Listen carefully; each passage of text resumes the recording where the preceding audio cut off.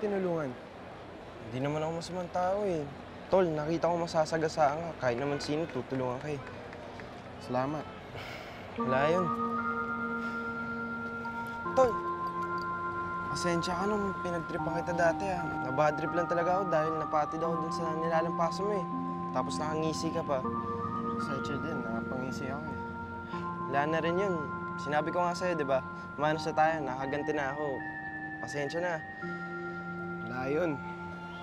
Christian nga pala. Christopher. Simula noon ay magiging magkaibigan na sina Christopher at Christian. Samantala, Ate, nasaan ang anak ko? Hindi ko alam ang sinasabi mo.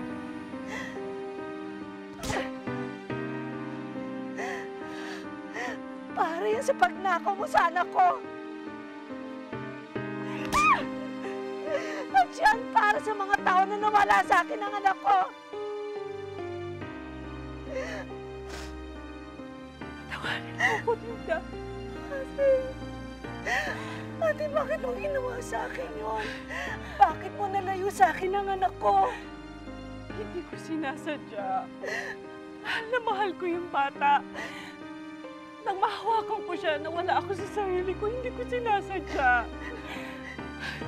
Nasaan si Christian? Ate, gusto ko makita ang anak ko. Wag. Hindi maaari, hindi pa niya alam ang katotohanan.